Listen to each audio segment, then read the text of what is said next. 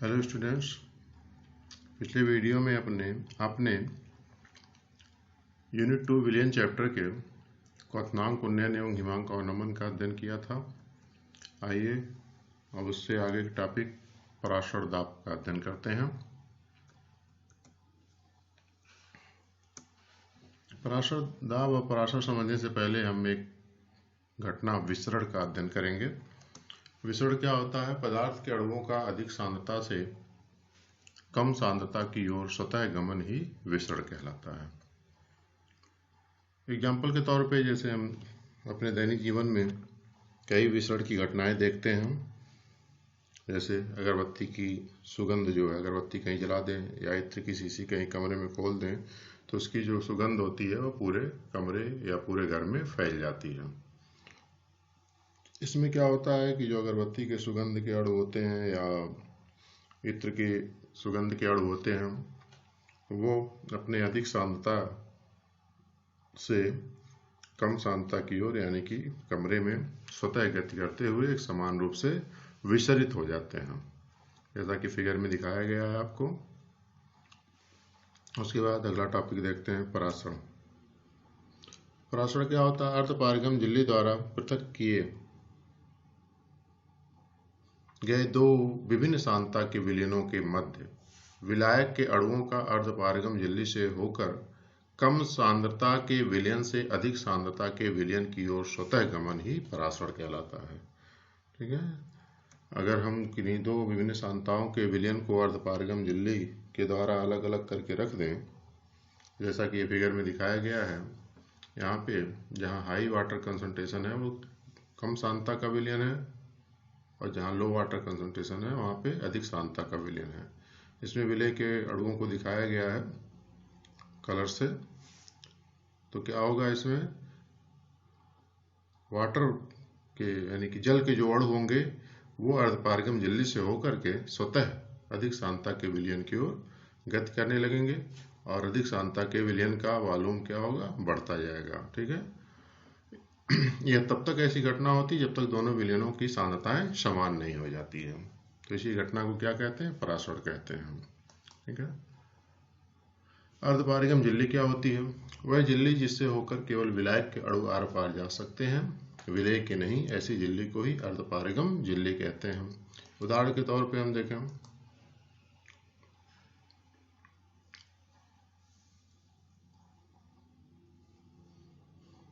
ठीक है, एग्जाम्पल के तौर पे देखते हैं हम जैविक झिल्लियाँ, जैसे जंतु एवं वनस्पति की प्लाज्मा झिल्ली, अंडे की झिल्ली, किशमिश एवं अंगूर का आवरण, ये सब क्या होते हैं? अर्धपारगम झिल्ली होते हैं।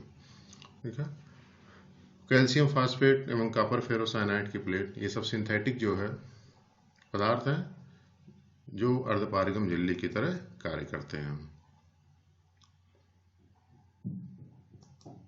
अब देखते हैं हम परासरण के प्रकार। परासरण के कितने प्रकार होते हैं? यहाँ पे आप देखेंगे परासरण के दो प्रकार होते हैं। नंबर 1 अंतःपरासरण, इंडो ऑस्मोसिस। जब परासरण की क्रिया बाह्य माध्यम से भीतरी माध्यम की ओर होती है, ठीक है, तो उसे अंतःपरासरण कहते हैं। जैसे किशमिश को जल में रखने पर वह फूल जाता है। एग्जाम्पल के तौर पे आपको फिगर में दिखाया गया है, ये किशमिश है, इसको जल में रखा गया तो फूल गया। ऐसा क्यों होता है?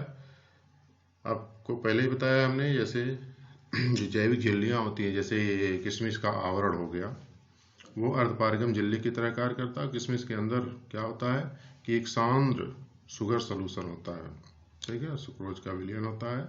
तो जब इसको हम पानी में रखते हैं तो पानी के अणु क्या होते हैं, इसके आवरण जो कि अर्धपारगम झिल्ली है उससे होकर के किशमिश के अंदर चले जाते हैं और किशमिश क्या होती है, फूल जाती है।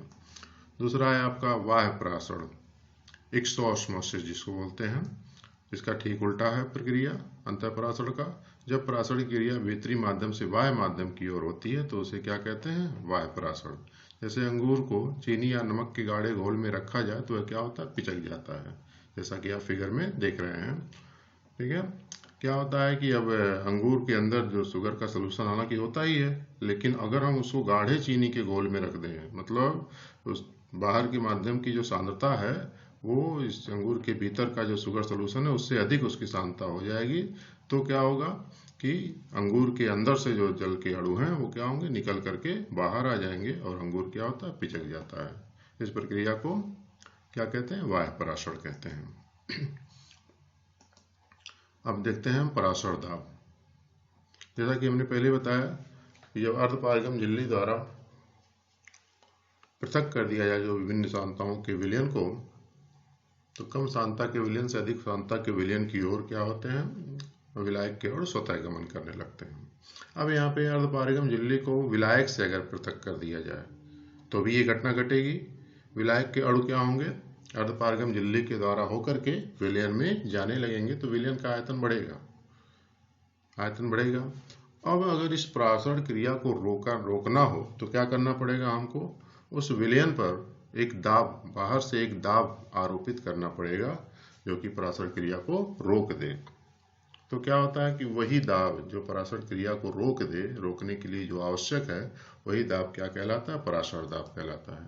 जैसा कि आप फिगर में देखेंगे, यहाँ पे विलयन पे एक बाह्य दाब लगाया गया है, ठीक है। तो इसको परिभाषित कैसे करेंगे, अर्धपारगम झिल्ली द्वारा विलायक से पृथक विलयन के मध्य परासरण क्रिया को रोकने के लिए विलयन पर आवश्यक बाह्य दाब ही क्या कहलाता है, विलयन का परासरण दाब कहलाता है, ठीक है। आप नोट भी बना सकते हैं इससे। अब देखते हैं परासरण दाब के नियम। जैसे कि हम गैसों के लिए नियम देखते थे, उसी प्रकार परासरण दाब के लिए भी कुछ नियम हैं, और उस नियम को सब दिया था किसने, वान 't हाफ ने।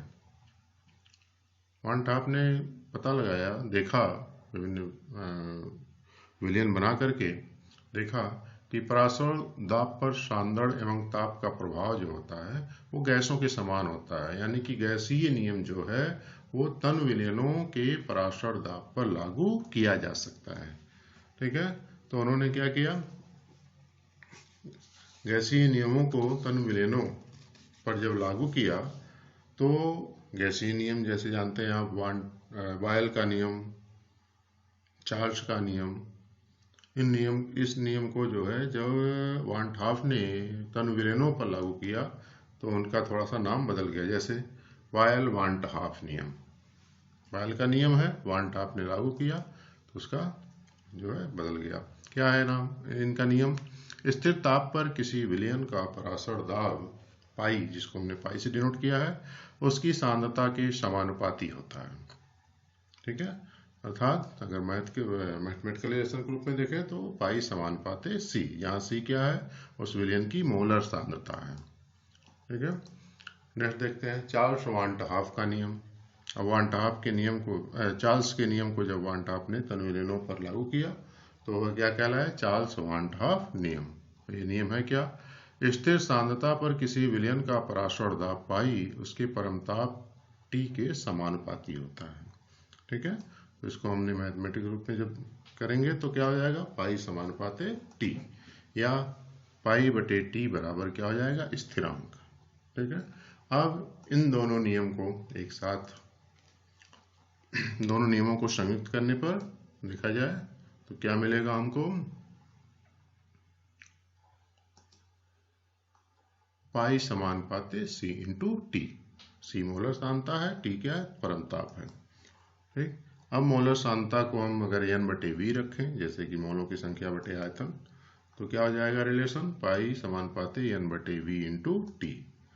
उसके बाद देखते हैं समानुपाती चिन्ह हटाएंगे तो यहाँ पे एक नियतांक आएगा यस, इसको हमने डिनोट किया कैपिटल यस, जो कि अब देखते हैं यहाँ पे कौन क्या है, जहाँ स्मॉल n क्या है, विलय के मोलों की संख्या, कैपिटल V क्या है, विलयन का आयतन, T क्या है, परमताप, परमताप मतलब केल्विन स्केल पर ताप है वो, यस क्या है, एक स्थिरांक है जिसे विलयन स्थिरांक कहते हैं, सोल्यूशन कांस्टेंट बोला जाता है, ठीक है।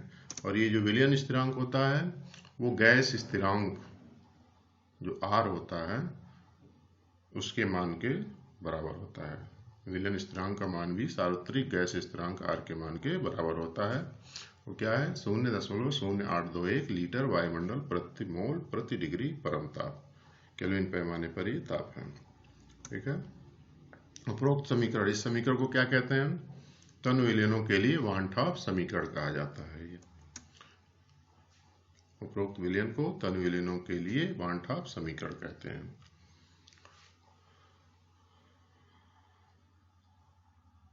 उसके बाद आप आते हैं, नेक्स्ट देखते हैं पराशर दाब द्वारा विलेय का अणुभार ज्ञात करना। कैसे ज्ञात करेंगे? अब फिर उसी समीकरण को हम लिखते हैं, वान टॉप समीकरण को, पाई बराबर एस इंटू एन बटे वी इंटू टी। अब फिर हम इसको क्या करेंगे, मोलों की संख्या को हम W बटे एम के रूप में लिखेंगे, जहाँ W क्या है, विलेय का भार, और m क्या है, विलेय का अणुभार। फिर इस फार्मूले को हम और कन्वर्ट करेंगे तो क्या हो जाएगा, पाई बराबर यस इंटू स्मॉल w बटे स्मॉल m इंटू वी और इंटू टी। और फिर हम m को किनारे कर लेंगे, एक साइड कर लेंगे, क्योंकि विलेय का अणुभार है तो हमारे फार्मूले का कुछ यूं रूप हो जाएगा। ठीक है, अब यहाँ पे देखते हैं एक एक चीज क्या है। इस संबंध से क्या कर सकते हैं हम, विलयन के पराशर दाब के मापन द्वारा विलेय का अणुभार ज्ञात कर सकते हैं इस समीकरण के द्वारा। अगला देखते हैं वान टॉप समीकरण की सीमाएं, क्या लिमिटेशन है, कहाँ तक कहाँ ये लागू होता है। पहला है, वाष्पशील पदार्थों के विलयन तथा सांद्र विलयन वान टॉप समीकरण से विचलन प्रदर्शित करते हैं, इनको लागू नहीं किया जा सकता है। दूसरा है आपका, विद्युत अपघट्यों के विलयन वान टॉप समीकरण से विचलन प्रदर्शित करते हैं, क्योंकि वियोजन के कारण विलयन में कणों की संख्या बढ़ जाती है। कणों की संख्या बढ़ जाने से जो पराशर दाब हम मापेंगे तो उसका कुछ अलग ही रिजल्ट आएगा, वो बाद में भी देखा जाएगा क्या होगा। एक अपसामान्य अणुसंख्य गुणधर्म एवं अपसामान्य अणुभार की चर्चा होगी अगले टॉपिक में। उसके बाद जो पदार्थ विलयन में संगुणित होते हैं उनके विलयन भी वान टॉप समीकरण से विचलन प्रदर्शित करते हैं, क्योंकि संयोजन के कारण विलयन में कणों की संख्या घट जाती है, कम हो जाती है। कुछ पदार्थ ऐसे होते हैं जैसे एसिटिक एसिड है, जब इसको हम जल में घोलते हैं तो इसके दो अणु आपस में क्या होते हैं, हम संगुणित हो जाते हैं, आपस में जुड़ जाते हैं, तो विलयन में अणुओं की संख्या कम हो जाती है, तब भी वहां पे वान टॉप नियम लागू नहीं होगा। और वास्तव में वान टॉप नियम ही नहीं, जितने भी अणुसंघ गुणधर्म आपने पढ़ा, चाहे वो वाष्प दाब हो, ठीक है, या आपका क्वथनांक उन्नयन और हिमांक अनुमान, और ये पराशर दाब भी है, सब विद्युत अपघट्यों के लिए और संगुणित होने वाले पदार्थों के विलयनों के लिए ये नियम सामान्य रूप से लागू नहीं होंगे। ठीक है, उसके बाद हम देखते हैं, हम पराशर से संबंधित कुछ अन्य पॉइंट्स बिंदु देखते हैं। पहला है आपका समपराशरी विलयन। क्या होता है समपराशरी विलयन? आइसोटोनिक सॉल्यूशन या आइसोऑस्मोटिक सॉल्यूशन, अलग अलग पदार्थों के ऐसे दो विलयन जिनके पराशर दाब समान होते हैं समपराशरी विलयन कहलाते हैं। कहने का मतलब, अगर समपराशरी विलयन को अर्धपारगम झिल्ली के द्वारा अलग करके आसपास रख दिया जाए तो उनके मध्य पराशर की क्रिया नहीं होगी, क्योंकि दोनों का पराशर दाब समान है। तो समपराशरी विलयन जो होते हैं इनका वाष्प दाब भी समान होता है, इसी नाते इसको क्या कहते हैं, समदाबी विलयन भी कहा जाता है। तीसरा पॉइंट है, समपराशरी विलयन की मौलिक सांद्रताएं भी क्या होती हैं, समान होती हैं। ठीक है, तो ऐसे दो विलयन बना करके अगर एक विलयन दोनों एक दूसरे समपराशरी हैं तो एक विलयन का पराशर अगर मोलर सांद्रता हमको ज्ञात है तो दूसरे विलयन की मोलर सांद्रता हम ज्ञात कर सकते हैं। मोलर सांद्रता भी ज्ञात कर सकते हैं और उसमें जो विलेय घुला है उसका अणुभार भी इसके द्वारा ज्ञात कर सकते हैं। ठीक है, अगला है आपका नेक्स्ट, अति पराशरी एवं अल्प पराशरी विलयन, हाइपोटोनिक एंड हाइपरटोनिक सॉल्यूशन। क्या होता है देखते हैं। अर्धपारगम झिल्ली द्वारा पृथक दो विभिन्न विलयन में जिसका पराशर दाब अधिक होता है उसे अति पराशरी कहते हैं, और जिसका पराशर दाब कम होता है वह अल्प पराशरी विलयन कहलाता है। ठीक है, अगर दो विलयन है तो ये सापेक्ष, ठीक है, जिसका पराशर दाब कम होता है उसके सापेक्ष दूसरा वाला विलयन जो है जिसका पराशर दाब अधिक है वो अति पराशरी कहलाएगा, और जिसका पराशर दाब कम है वो अति पराशरी के अपेक्षा जो है अल्प पराशरी कहलाएगा। ठीक है, नेक्स्ट देखते हैं व्युत्क्रम पराशरण, रिवर्स ऑस्मोसिस, जिसको हम और आप आरओ के नाम से जानते हैं। क्या होता है? अर्धपारगम झिल्ली द्वारा पृथक दो विभिन्न विलयन में यदि अधिक पराशर दाब वाले विलयन पर पराशर दाब से अधिक बाह्य दाब लगा दिया जाए तो पराशर की क्रिया विपरीत दिशा में होने लगती है। वैसे तो परासरण क्रिया सदैव क्या होती है, कम सांद्रता से अधिक सांद्रता वाले विलयन की ओर विलायक के अणु अर्धपारगम्य जलीय से होकर जाते हैं। लेकिन अधिक सांद्रता वाले विलयन पे अगर उसके परासरण दाब से अधिक दाब लगा दिया जाए तो ये परासरण क्रिया क्या होगी, उल्टी, यानी कि अधिक सांद्रता के विलयन से विलायक के अणु कम सांद्रता के विलयन की ओर जाने लगते हैं। तो इसी घटना को क्या कहते हैं, व्युत्क्रम परासरण, रिवर्स ऑस्मोसिस, यानी कि उल्टा परासरण हो गया। ठीक है, तो इस व्युत्क्रम परासरण का उपयोग तो आप जानते हैं, लगभग कई लोगों के घरों में जो है आरओ लगा होगा। तो आरओ क्या करता है, वो पानी को फिल्टर करता है, एक तरह से छान करके जो है पीने के योग्य बनाता है। ठीक है, तो इस वीडियो में इतना ही। अगले वीडियो में अगला टॉपिक को हम अध्ययन करेंगे, और आप इसको देख करके आप नोट्स भी बना सकते हैं, और इससे रिलेटेड जो सवाल अगर आपके पास कोई टेक्स्ट बुक होगी तो उस क्वेश्चन को सॉल्व करने की कोशिश कीजिएगा। धन्यवाद।